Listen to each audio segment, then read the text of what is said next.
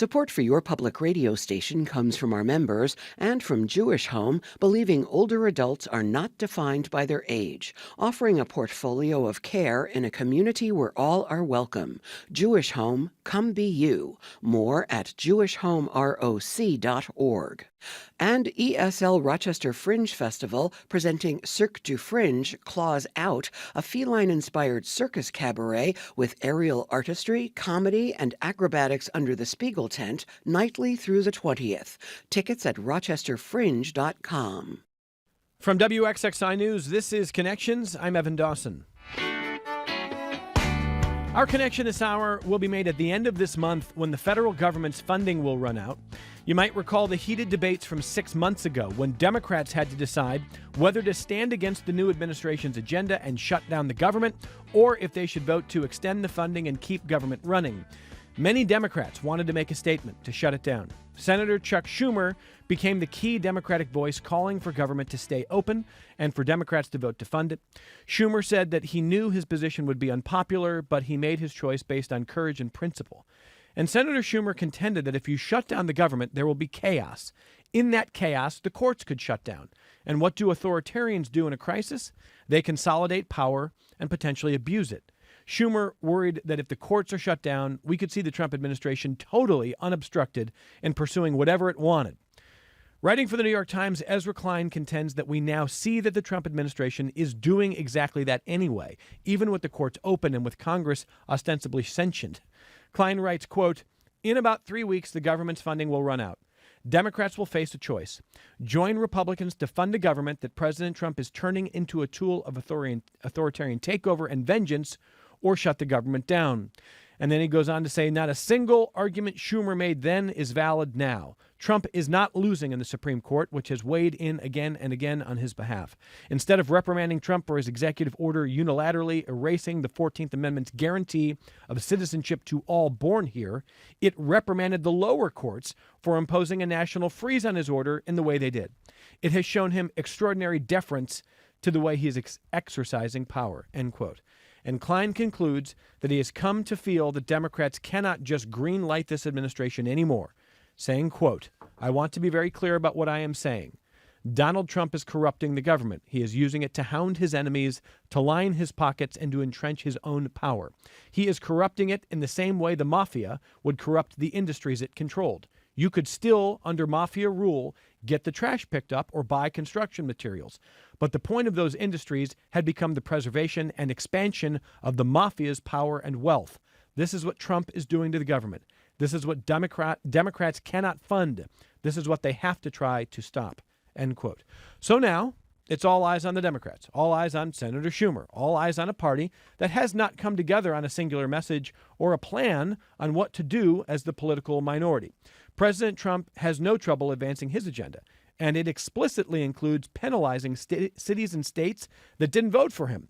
He moved the Space Force Command from Colorado to Arkansas, and he is sending federal forces into American cities while tweeting pictures of himself personally bombing Chicago. Meanwhile, red cities and states with even higher crime rates are ignored. Just yesterday, President Trump claimed that if you could only remove domestic violence from the official crime statistics, many red cities and states would look a lot better, maybe close to a 100% improvement. Let's listen to what the President of the United States says about recognizing domestic violence. No, it's more than 87%, virtually nothing, and much lesser things that take place in the home they call crime. You know, they'll do anything they can to find something. If a man has a little fight with the wife, they say this was a crime, see? So now I can't claim 100%.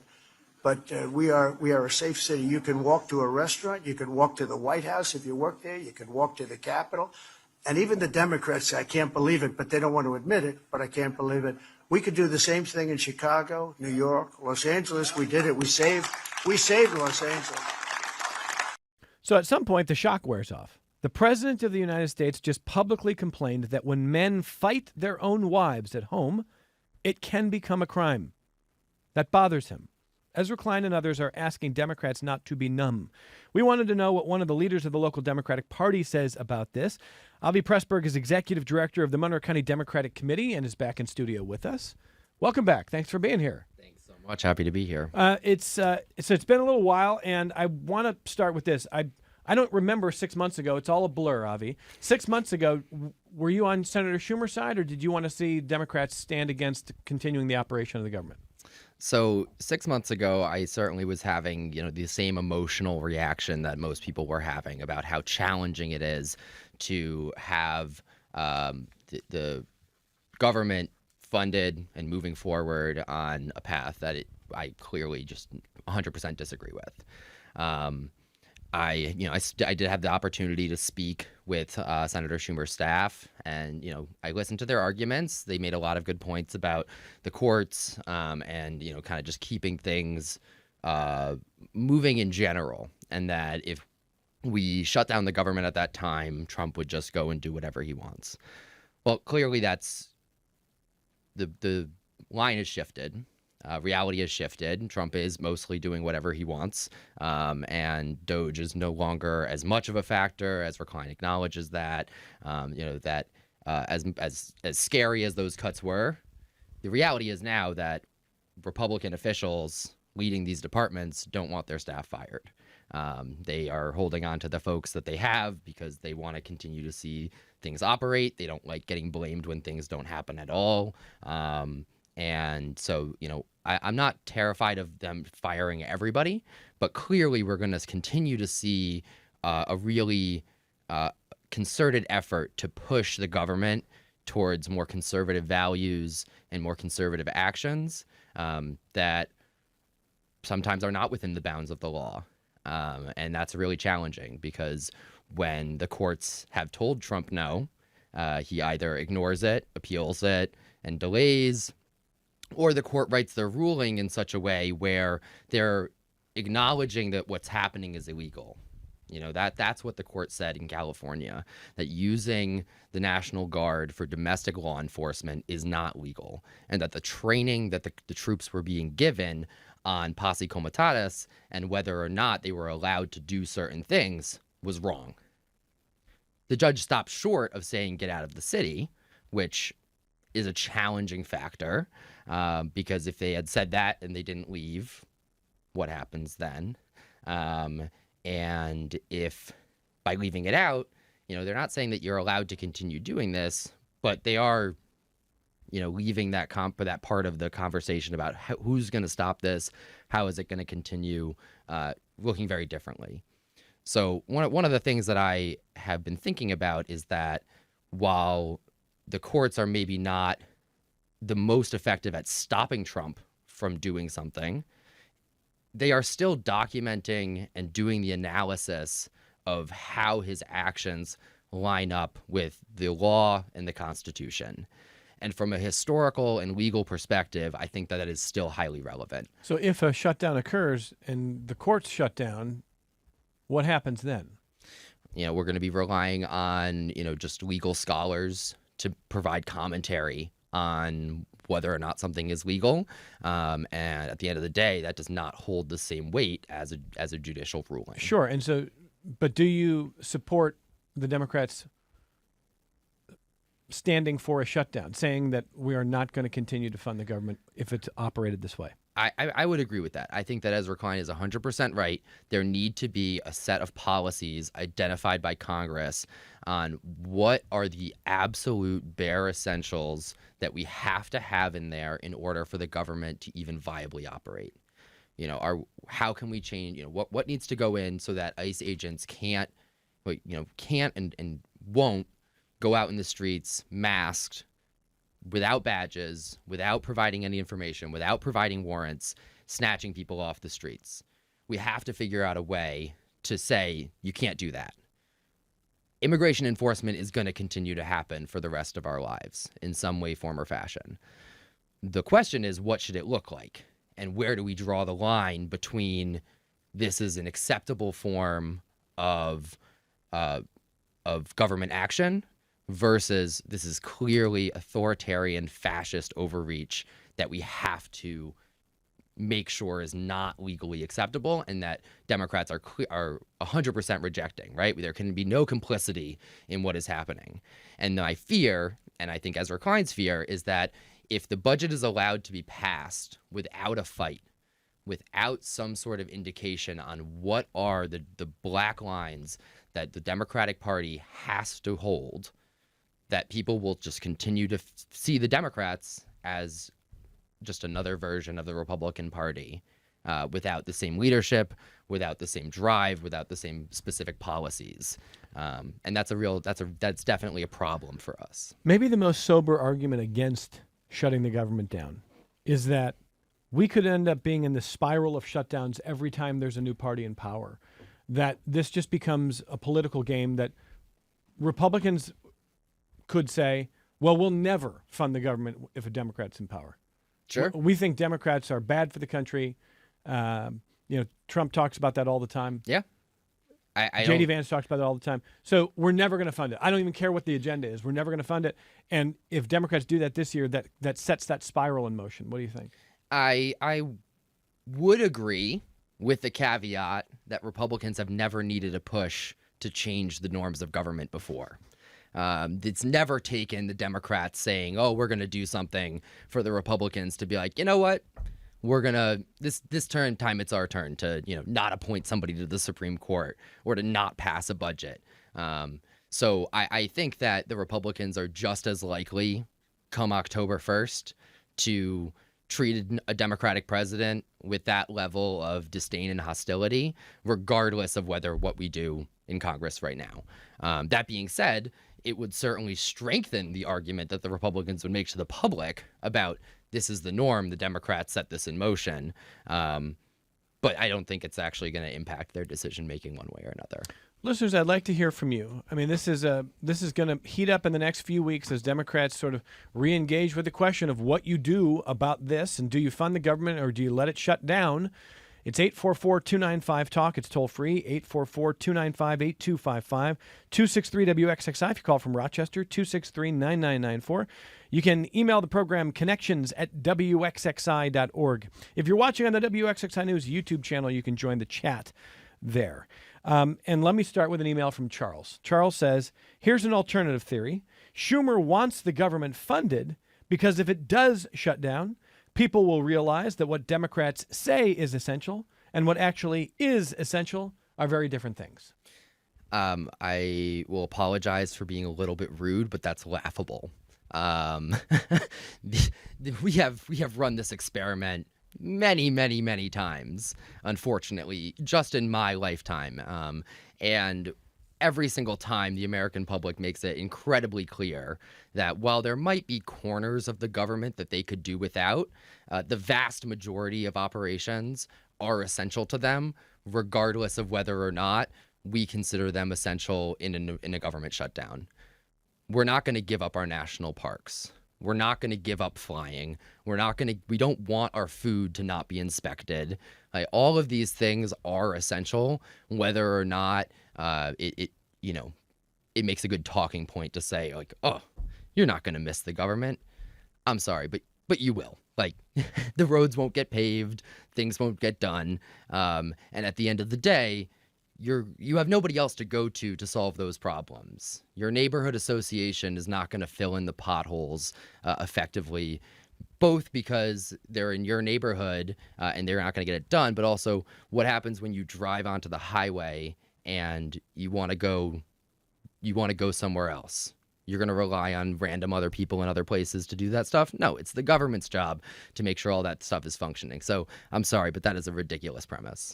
Well, so one of the things that Klein stresses is that you got to have a plan if you're going to do this. You at least have to have a cohesive idea as a party for what you're going to say to the American people when government shuts down. Yeah. What are the steps taken necessary to reopen the government? Mm-hmm. Where are those bold lines that you described that have been crossed that you say cannot be crossed? And what are some of the policies that you think have to be adopted before you would change this? And I think I'm very curious to hear where you think we need to go. As a country, you are a Democrat. Republicans think we need to go in very different directions. Republicans are very happy to see the president sending federal forces into Chicago and Republicans they have don't not live there. They have not blinked one bit at what the president said about domestic violence? No, About they his, haven't. his annoyance that when a man hits a woman at home, it's a crime, and that there's more of that happening in the president's view in red states, and that just makes red states look more violent. But it's not more violent because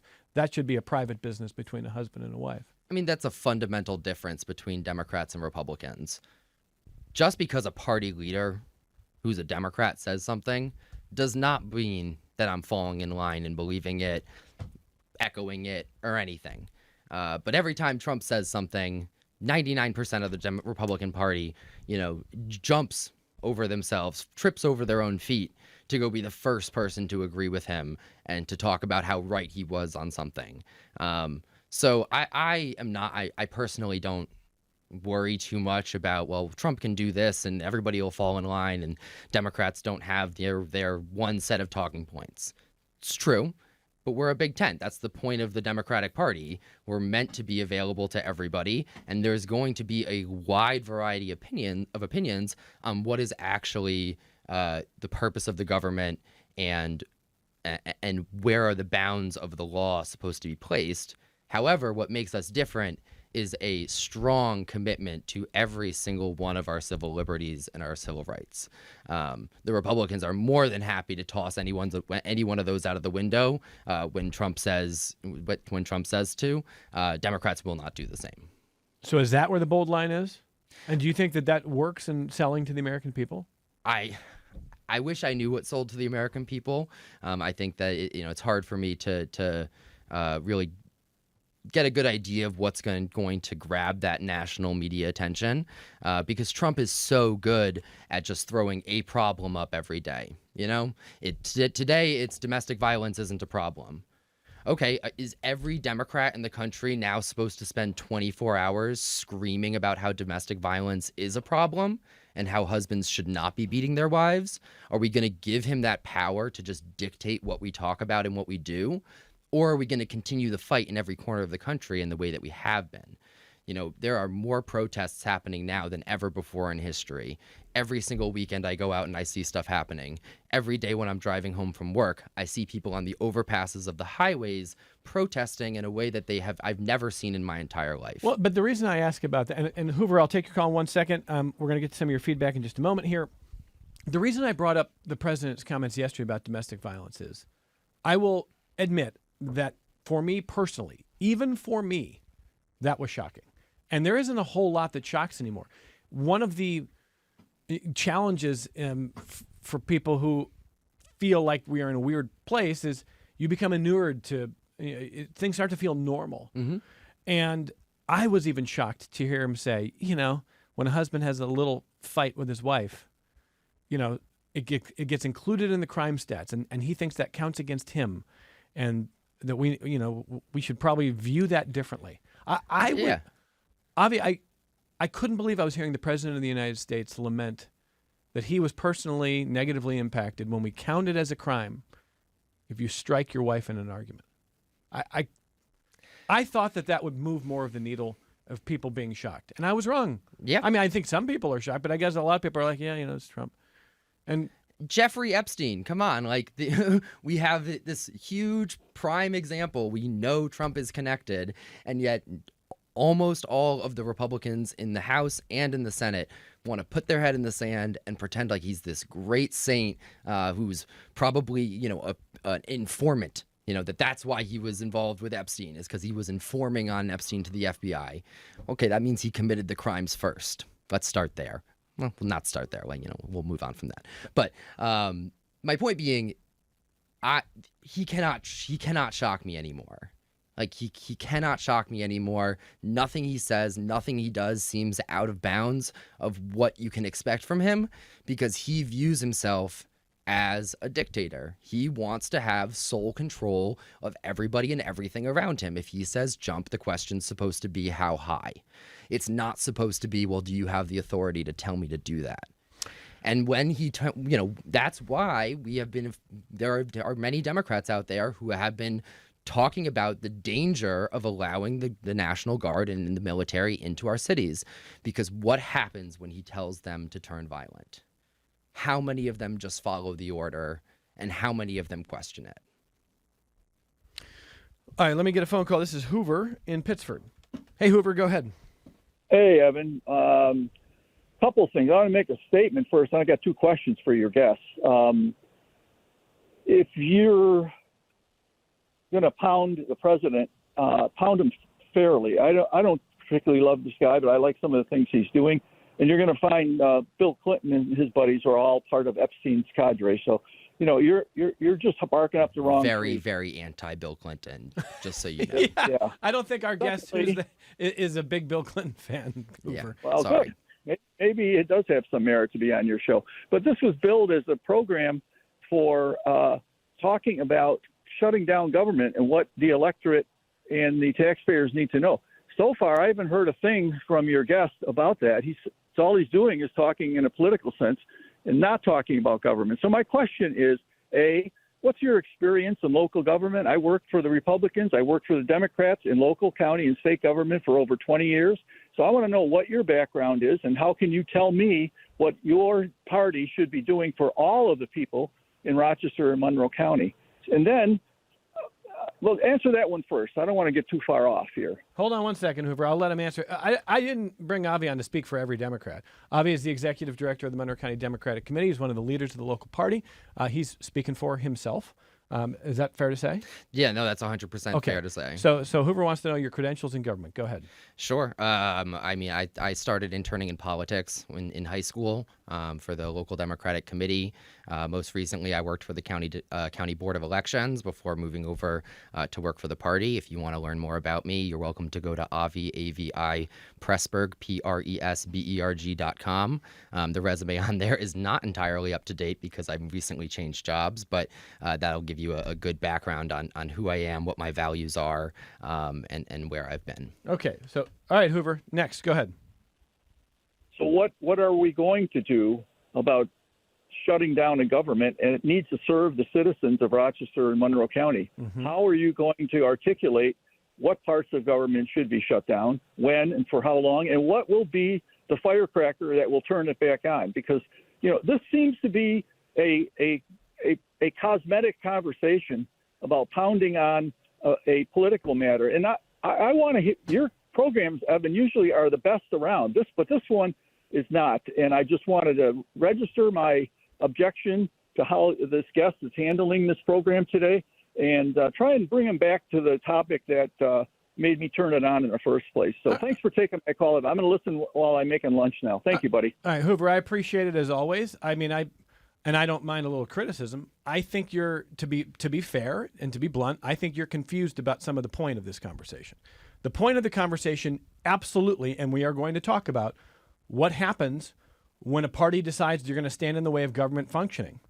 That's not a trivial matter. And Hoover is right. We have to talk about that. And Avi and any Democrat who wants that to happen has to confront that. But where I think you're a little confused is this isn't about piling on one man. This is a question of asking if we have reached a point where things are different. Are we in an actual era of authoritarianism? That's the question. And if we are, is it a duty of a party to not allow that authoritarianism to go forward? It's also important for me as a journalist to ask, if you believe that we are in an authoritarian era and you want to block it, is your action of disrupting the government going to concentrate more power in an authoritarian's hands, which is what Senator Schumer has argued, as Avi knows. So this isn't just about piling on one guy or pointing out some, flubs or things people don't like about Donald Trump. This is about asking if we are fundamentally in something different, even different than the first Trump term. That's the question. And if we are in a different era, what in the world you do about that? Now, Hoover, if you think, look, I don't really love the guy, but I like some of the things he's doing. He's a politician. There's a lot of politicians I don't like. I didn't like Bill Clinton. Then in your view, Trump is one in a long line of flawed politicians. You haven't reached the point of thinking he's something fundamentally more threatening or different. That's fine. That's your view. Avi is not in the same place. So the reason that Democrats feel like some Democrats may feel like they're going to stand against this government is because we're in an authoritarian era and that things are fundamentally changing. Is that a fair description? Yeah, I mean, That's first, why I wanted to have you on the program, to see if you actually think that's where we are. Sure. And Hoover, I would like to apologize if I've been ruining your lunch hour. So I am sorry about that. But what I would say is let's take a step back. Let's remember what a government shutdown is and what would cause a government shutdown. The Republicans in the Congress are going to put forward a spending package. Democrats in Congress likely will not be included in any of the conversations about what should be in that spending package. Just as it would be reversed if Democrats were in power. With a large enough majority Yes. in order to Yes. get us across the line. So Republicans don't have that. They do not have the votes in the Senate that they need in order to pass a spending bill without Democrats' support.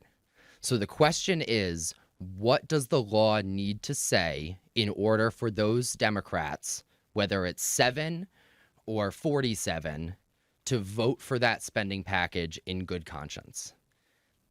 I have not looked at what has been put out so far. I'm not even sure if there has been a real spending package put forward yet.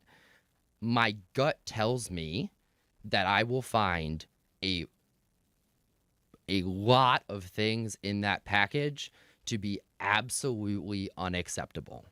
As an example. As an example, cutting Medicare, cutting Medicaid. As an example, trying to hire 10,000 new ICE agents with no qualifications. But Medicare and Medicaid is part of a process that if you don't win politically, Avi, your party may lose, and you may... But we didn't lose enough to give them the numbers that they need to do it without us. They don't have 60 votes in the Senate without Democrats voting. So to say that Democrats are going to shut down the government is one perspective. The other perspective is that the governing party is not going to do their own due diligence to put forward legislation that can fund the government. And if it was 20 Republicans refusing to vote for it and 10 Democrats who were on board, the conversation would not be, why are Democrats shutting down the government? It would be, why can't the Republican Party get all their votes in line? But that's a little spin. Even Ezra Klein is saying Democrats may have to decide we're shutting down the government. Sure, they might have to choose to not vote for a bill that they find objectionable. Right. But we're not saying... Or during an administration that is behaving in authoritarian ways that are antithetical to what this country is supposed to be about. Sure. That's the Klein argument. It is. It is. And I think that it's a little bit...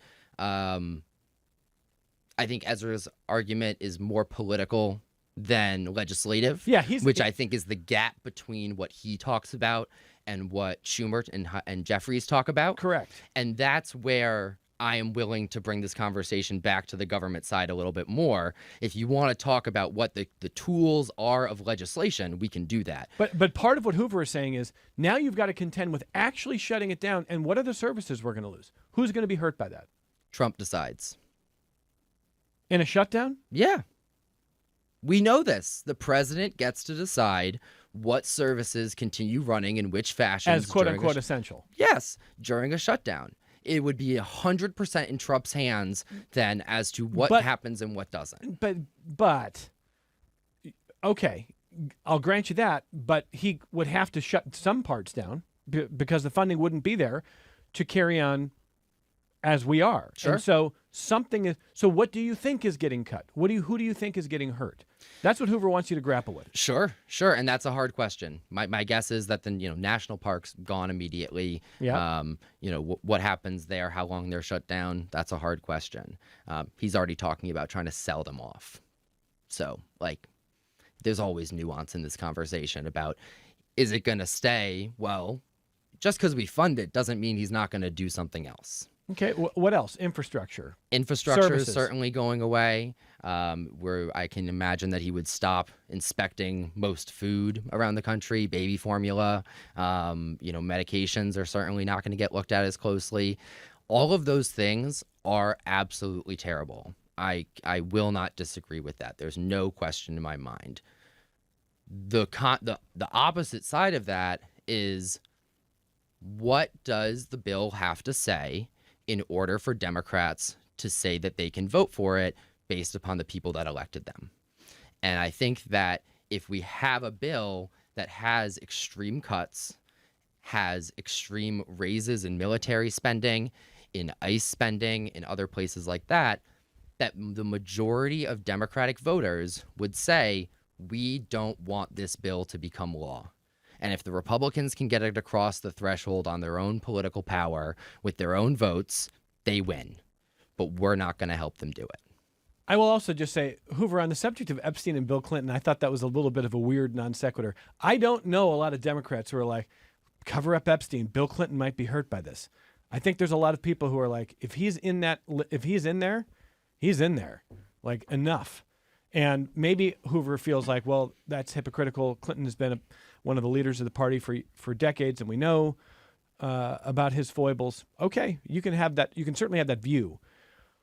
But you cannot also say that it was consistent to say for the last 10 years or 5 years, really, as Republicans have done about Epstein, we want the list, we want the list, we want the list. And now we don't want the list. We want the list covered up. And Trump was probably just an informant being the white knight trying to save the day, even though he's in those videos with teenage girls sitting on his lap. That was probably just a ruse. And the birthday card that the Wall Street Journal published yesterday is fake. I mean, that's a big jump, man. That's a big jump. I also would really just like to point out, I am not a Democrat because of who the national leaders are. I am a Democrat because of who my neighbors are, because of who my community members are, and because of the people who are directly around me, what their values are. The national leaders are going to do what they're going to do, and we're going to agree on hopefully 9 out of 12 issues.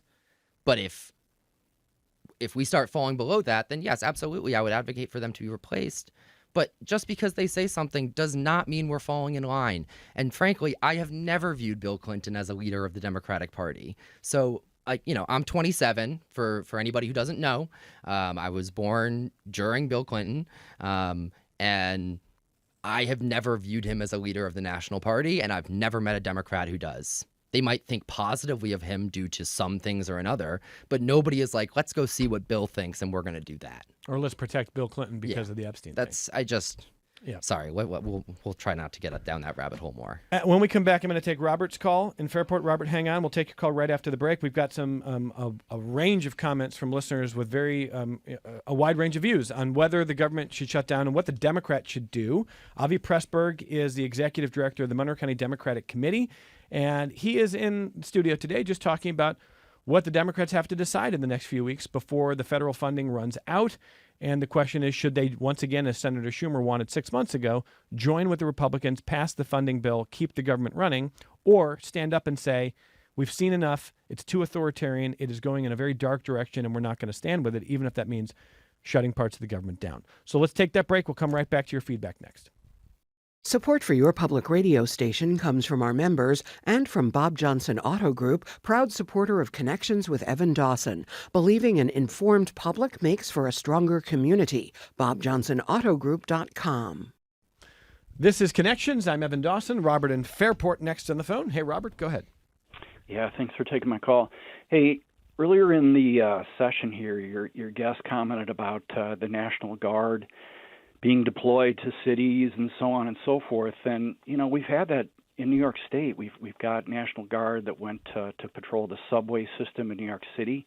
We actually have National Guard that are being prison guards in the southern tier. If you go down to Elmira, Horseheads area, a lot of the hotels there are filled with National Guardsmen who are serving at the Elmira Correctional Institute. So I think that your guest has missed that. The other thing, too, just to mention, about these protests, your guest is too young to remember the Vietnam War. Those protests were far larger. Well, can I ask you a quick question, Robert?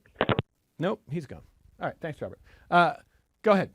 What do you think, Avi? Sure. All of those uses of National Guard that Robert just mentioned are directed by our governor, which would be a vastly different legal status than the president doing something. Okay, thank you, Robert. So some of the feedback from listeners. Linda writes to say, how would a government shutdown, per your discussion today, play in favor of a possible would-be dictator president? Or she says dictator Trump. And how would it work against that, if at all? How likely is it that Trump wants the government shut down by the Democrats? Thank you. First of all, there's a couple of questions in there, and they're good questions from Linda. Number one, so Avi's talking about probably the national parks close. That's just for starters for what happens at the national FEMA, FDA. Okay, but just start with the DOH. parks. Imagine the Trump administration hangs a sign on every park for people to show up, shut down by the Democrats. I mean, you're definitely going to see that, right? Sure. Linda is saying, number one, strategically, politically, how likely is it that Trump not only wants it to be able to throw it against your party, but also to say, hey, that concentrates more power for me, and I will do more of what I want with even less of a check on it. Sure. So I've thought about that a lot since the first shutdown, or it's the first time that we had this 6 months conversation ago, earlier yep. this year. And at the time, I certainly was of the opinion that I thought Trump probably wanted to shut down. What I think I have seen since then is that the Trump administration likes to do small but aggressive things every day. They like to test the limits of what they can get done and what the people will tolerate bit by bit. And what a government shutdown does is it forces more of it to happen all at once, and it forces the national conversation to be exclusively about what is the purpose of our government and where should we be spending our money. And when immigration enforcement continues to happen at the scale that we're seeing it, but you can't go to a national park, FEMA's not providing any support, all of the Department of Energy, Commerce, all of these places are shut down, businesses are struggling because they can't get the resources they need from the government, it will put pressure on the Trump administration to move the needle in one way or another. What happens? We don't know. That's what happens when you're dealing with a lunatic who can never keep his mind straight, is that you don't know how they're going to react to you. But I think that we need to find a way, whether it's a shutdown or not, to really keep the conversation focused on how poorly Trump is treating the American people, how much he is violating our rights, and how he is actively tanking the economy for everyday people while padding the pockets of our billionaires. Your party has a lower approval rating than Trump. And part of what some callers are wondering is, could a shutdown be pinned on your party, and would it politically backfire? It might. That, unfortunately, that's a gamble that we're going to have to take. It's either going to come back on us for not shutting down the government or for shutting down the government, or maybe we can find, people will accept the fact that Trump is president, and at the end of the day, what happens falls on his head. I don't know. That's a really hard question. I think that at the end of the day, that's why you don't see Democrats all across the country clamoring for a shutdown. It's because we don't know what the impact will be. There are good reasons to think that it might be helpful in consolidating the conversation on topics and attention that is better for us. And there is a good chance as well that it simply furthers Trump's agenda, that it gets blamed on the Democrats for standing in the way of the legislation getting passed, and that it's worse for us. All right, let's get back to the feedback from the audience. Charlie in Seneca Falls on the phone. Hey, Charlie, go ahead. So the billionaires don't want a government. They don't need it. And they own the Republican Party as far as I'm concerned. The bulk of the people who are active Republicans anymore grew up under Ronald Reagan, who, I'm from the government, I'm here to help, big laugh line. So they expect the government to be a dystopian mess. Republicans have the White House, the House, and the Senate. If the Democrats are unable to pin a government shutdown on the Republican Party or the Trump Party, then we need a whole new party. And I am a registered Democrat. I'm an active Democrat.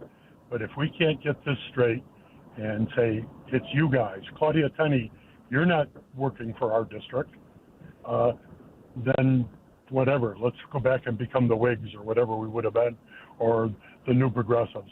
Because if we can't do this, we're worthless. That's it. Charlie, thank you for the phone call. And before I let Avi respond, this lines up a little bit with some of what we are hearing from others. Alex says, how do we reconcile the divide between effective local leaders and incompetent federal leadership? He says, to be clear, I still stand by every vote I've cast for Summer Brook or Harry Bronson or Jen Lunsford and most of City Council. But he says Morelli's leadership has been lacking, in his words, to say nothing of the truly limp resistance from Schumer and Jeffries. Who steps up and how? So Alex is saying he thinks there's a stronger party locally. He thinks it's weak nationally. Charlie is saying if the national party can't make it clear what a shutdown, who is to blame for a shutdown, and he doesn't think it's the Democrats, then you need new leaders anyway. What do you say to all this? Yeah, I mean, those are all really good points. I would say I definitely agree. I think our local party is quite strong. We've had a lot of local action happening recently. We've launched 9 constituency caucuses to help bring more people into our community and into our work. And there's a lot of stuff happening at the local level. My main pushback, and I'm not going to say that I disagree, but my main pushback on the idea that our state and federal leaders are not doing a whole lot would be a simple question. How often do you watch C-SPAN? Because they are on the floor giving it to the Republicans almost every single day. They are in committee hearings. They are on the floor giving passionate speeches about what is important to their communities, getting it on the record, and whenever possible, forcing the Republicans in the room to at least listen to the things that are challenging for their communities. What happens outside of those halls is much harder for our Democratic leaders and for anybody to really make sure you see. What the media covers and what they choose to cover oftentimes is more in line with Trump's agenda than the Democrats. More often than not, it is an issue that Trump has picked for the day, or it's a scandal that he has chosen to deflect to. And the things that the Democrats are talking about and doing are not breaking through. And that is a failure in many ways, because if you don't have people listening to you, if people don't know what you're saying and what you're doing, then it is not hitting hard in the way that it needs to. But they are fighting. I would encourage you all to go and really check out what they're doing in their legislative bodies, because it's not nothing. They are working. So a couple of emails with similar tone on the direction of the party right now and who the party is prioritizing. Ben in Rochester says, I think it's time for moderates and progressives to focus our anger on the Democratic Party. We need to elect representatives who are more in touch with the day-to-day reality of working-class Americans. Democrats and Republicans are two sides of the same coin, crony capitalism. I don't see how we get out of this without a concerted push to eliminate corruption in Washington. And Delton says, my deepest disappointment with the Democratic Party has been their inaction and unwillingness to listen to more of the progressive voices. I understand the rationale behind trying to keep our institutions functioning, but we are past that point. The courts aren't protecting our systems, and Democrats have so far been unwilling to take any sort of decisive action. Establishment Democrats need to stop pushing aside the AOCs, the Mamdanis, or anyone trying to actually change things. What do you think, Avi? I agree wholeheartedly. I think that whoever wins the primary is supposed to get the party's support, and that all of the local leaders in that area are supposed to jump on board. I think that anybody who doesn't do that is going to likely face some issues in their next reelection campaign. Well, so let me push you a little bit on that. I mean, part of what you're saying there is, look, if you win the primary, you deserve the party's support. Whether you're a moderate, whether you're progressive, whether you're Mamdani, whether whoever. I hear Ben and Delton saying, what they're saying is more like, look, in this debate about what the Democrats need to do generally now to win in 2026, to win in 2028, to get the public believing them again, is not to tack to the center. A lot of people are saying tack to the center. Don't go too far left. Don't go extreme. Mm-hmm. They're saying go to the left.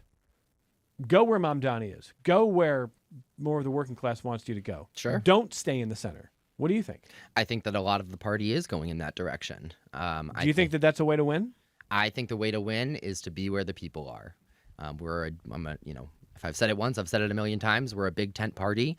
That means that we're going to have moderates. That means we're going to have progressives. That means we're going to have people who shift with the wind a little bit. And that's what we're here for. If you can't deal with having people who are not in the same part of the political spectrum as you around you, then the Democratic Party is going to be a really challenging place for you. But I think that what most people see and what most people feel as the party is either too moderate or it's too progressive. It's you're hearing the parts of the party that you disagree with the most because that's what the internet and that's what the media feeds you, and that's what sticks out to you. But because we're a big tent party, you have that representation in other places. If you want the party to be more progressive, we have those local leaders, we have those state leaders, we have those federal leaders. If you want the party to be more moderate, we have all of those leaders as well. The problem for everybody is that nobody is at the top calling all the shots, and it's because we will not listen to one person. I can't say that enough. Just because you are the party leader, you're the whatever, does not mean you get to dictate what Democrats think, and that's ultimately where this messaging divide in the party comes from. But if you're not a little bit more cohesive, you might keep getting rolled. Absolutely, and that's a real problem that we have. But it's a function of who we are. We are a big tent party. We believe in keeping everybody at the table as much as possible. We believe in making room for people and making progress whenever possible. Sometimes that means that we get to do big programs, that we get to really shift the needle and move things forward. Other times it's a 10-year plan or a 20-year plan on how we're going to revitalize our infrastructure and how we're going to make the changes that we need to make. People don't notice the 20-year plan. They just don't. And when a road takes a year to build, you don't ask the question of, well, what went into it? You just get annoyed with the traffic. And that's fair, but you have to ask. But if you really want the government to be the best it can be, you have to ask the question, well, where is the road supposed to go? Who is it going to impact if we put it there? What neighborhoods are we displacing? That takes time. And that's ultimately what the Democratic Party is about, is doing things well and keeping everybody involved. So yeah, there are going to be progressives, there are going to be moderates, there are always going to be people that we all disagree with in our tent. But it doesn't sound like you think the party should just go left. I don't think we can. How could we possibly just go left when we have national leaders who have time left in their terms that aren't there? I don't see how that's supposed to happen. All right, Kathy in Shiloh says, Ezra Klein and people like him only care when they are personally affected. Until the Democrats are willing to stand up to the worst humanity can do, such as war crimes in Gaza and the West Bank, none of us believe they would stand up for lesser crimes. That's Kathy. She says Gaza is really the litmus test for the party. What do you think? I can certainly be sympathetic to that perspective. I think that the world is much more gray than that, and there are a million different places that we can draw the line, and we can always be trying to get ourselves to a better position.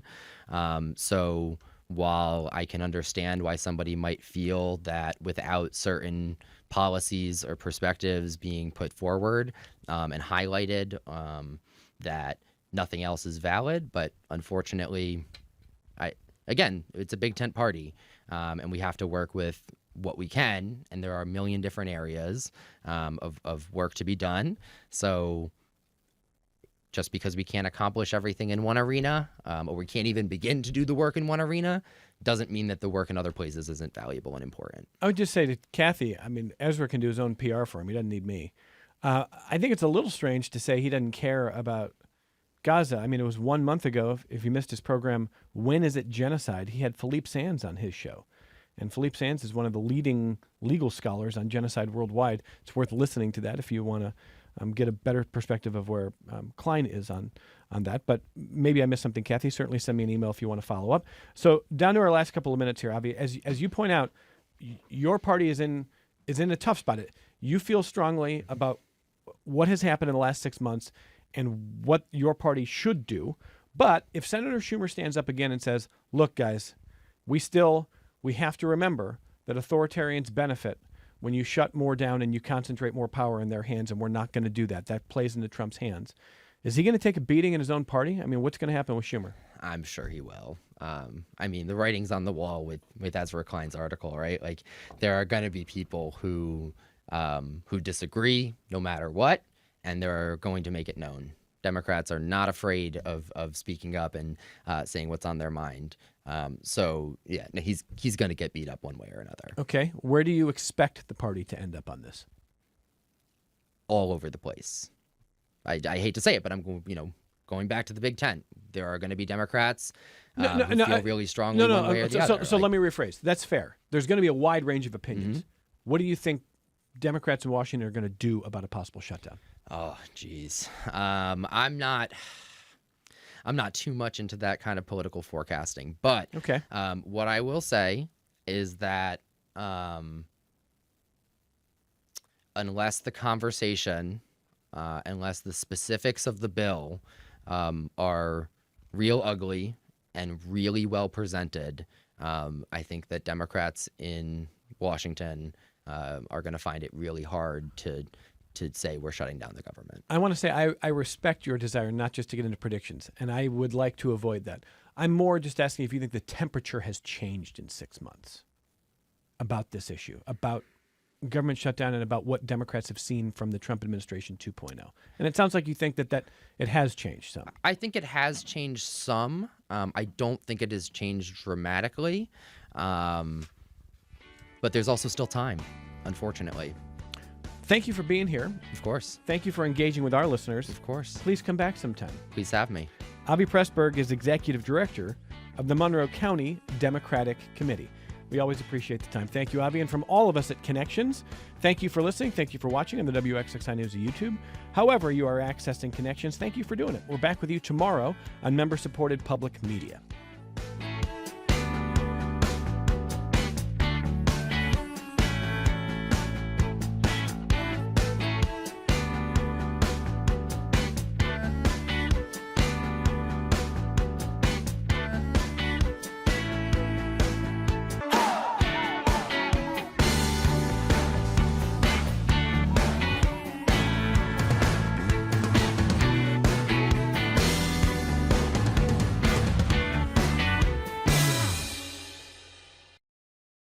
This program is a production of WXXI Public Radio.